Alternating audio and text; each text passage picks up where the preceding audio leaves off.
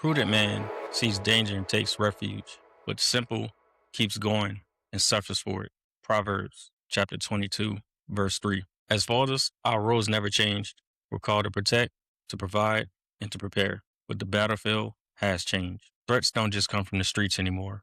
They don't always wear hoodies. They don't always kick in doors. Today, danger comes through phones, through apps, games, even social media. Hackers don't need to break into homes anymore. They just need your password, your kid's tablet, or unsecured router. Today we're talking about basic security, the kind every father should already have in place. Not advanced tools, not expensive gear, just foundational protection. Think of this episode as building a fence around your home, around your digital home, rather I say. Before we get practical, here's the framework that's guiding this episode. I call it the Guardian Protocol. Scan, secure, systemize, and scale. Every section we talk about today will follow just that order, because protection without structure is just reaction. Welcome back to another episode of the Guardian Protocol. I'm your host, Kendall. Let's get to it. Section 1, security. Your first line of defense. Be on guard. Stand firm in the faith. Be courageous. Be strong. 1 Corinthians chapter 16, verse 13. So when it comes to phone security, scan.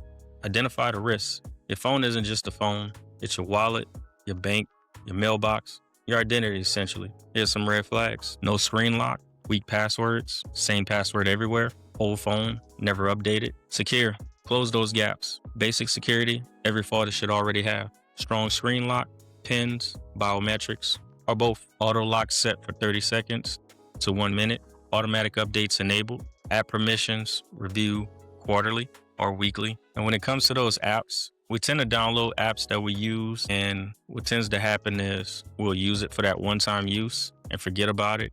But a lot of times when we download those apps, they ask for access to other applications that we have, our camera, our microphones, and we do it just for those moments and then completely forget about it.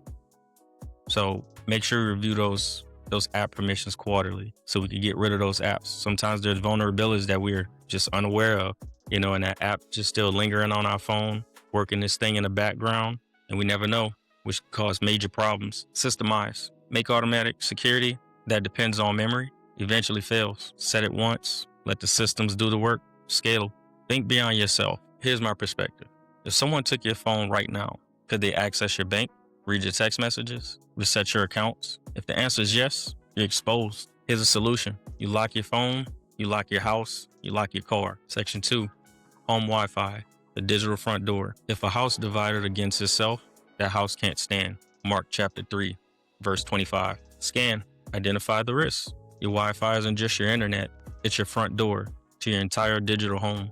Here's some red flags. Having default router names and passwords. Your router's never been updated. One network for everything. Your guests are using your main network Wi-Fi connection. Secure. Lock the door. You change your default credentials immediately. Use WPA2, WPA3 encryptions on your devices. You create a separate guest network, and you keep the firmware updated. Set it to automatic updates. Systemize. Separate access. Not everything needs access to everything. Kids have their network, your guests have their network, and your work devices have its own network that it connects to. Separate everything. Scale. Protect the whole house. Here's my perspective. You wouldn't give a stranger the keys to your house, would you? So why give them access to your kids' tablets, your work laptop, your router, as well as your cameras, your TVs? Here's a solution. Strong Wi-Fi security is a digital perimeter defense. Let me pause for a second and say this. When you decide to get internet installed at your home and the technician comes out to do an install and they're doing all the configurations to that router, whatever service provider you decide to go with, or even if you have your own router, they go ahead, do all of their magic in the settings and ask you to create a password. Here's a pro tip. Once they create that password for you, also ask some further questions and basically find out that IP address, which every router has an IP address. You go within those settings and you go ahead and change that password once that technician leaves. Because essentially once they set up that network, they're still connected to your network with their devices, whether it be their laptop or their phone, because they have to do that to make sure there's a good connection. So with that being said, make sure you change your password, make sure you have the right configuration and encryption settings, and make sure you set up separate networks, whether it be for your kids' devices, your TVs, your cameras, your work devices. Separation is good in this situation. Section 3, passwords. the keys to the kingdom. Commit your work to the Lord, and your plans will succeed. Proverbs chapter 16, verse 3. Scan. Identify weaknesses. Most breaches don't start with hacking. They start when people reuse passwords or they get lax in their security.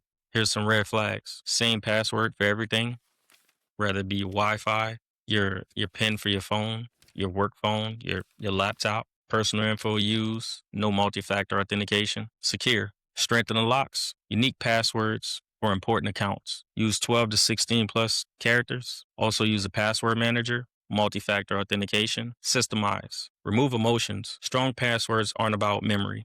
They're about process. Scale. Protect the family. The passwords you create protects your money, your identity, and your family's digital footprint. Weak passwords don't just hurt you. They expose everyone that's connected to your network and connected to you. Solution mindset. Strong passwords aren't inconveniences. They're just discipline. We need to get disciplined about this. Section 4, kids' devices. Teaching discernment early. Train up a child in the way he should go. Proverbs chapter 20-6. Scan. Understand their environment. Your child device is a classroom, a playground, and a danger zone, all wrapped in one. Secure it. Set guardrails for those devices. Parental controls, screen time limits, app approvals, location sharing, device charging in common areas so you can actually monitor what they're doing visually, not just through your devices passively. Here's one for you. Usually when our kids want to download a certain game, all of their devices are set to be age specific for them. So a lot of times there's a lot of frustration with them playing certain games that they may have seen on kids' YouTube, and we have to explain to them that it may not be age appropriate. It's not a perfect system, but it's a work in progress because they do still play some games that are above their age, but we've already vetted it and decided and made a determination if it was harmful or not for them. Systemize. Consistency over control. This isn't about spying. It's about structure. Scale. Teach. Don't just restrict. We don't just hand children car keys now, do we?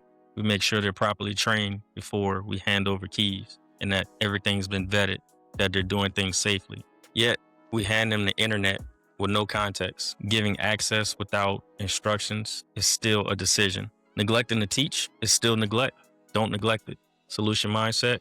Protection today becomes wisdom tomorrow. So make sure you're having those contextual conversations with your kids of all ages. Make sure that they know the dangers and the responsibilities of what they're getting into when they get on those devices to play those games that they like. They're not thinking about it. They're just thinking about having fun. But you also have to enlighten them on what they need to be aware of and what they should bring to you when things look off or look weird. I think we do a decent job with this with our little ones because they're always running at us when one of the other kids is on the tablet watching something, or when we show up in the area that they're on their devices and they kind of jump, or they'll instantly say, well, it was just a song. And we'll look at the device, okay, it was just a song. Make sure you're not listening to that, because obviously certain songs have explicit lyrics, and sometimes there's advertisements that pop up on the kids' phones, but they know enough to know that I probably shouldn't be watching that, or I should hurry up and click the exit button to get out of that. It's just the times that we're living in where everything's spam with some type of advertisement. Doesn't matter who's on the device or not. It's always some type of marketing, and you never know what you're going to get popping up on your screen. So just be aware of that and stay on guard. Section 5, family culture of security. As for me and my house, we will serve the Lord.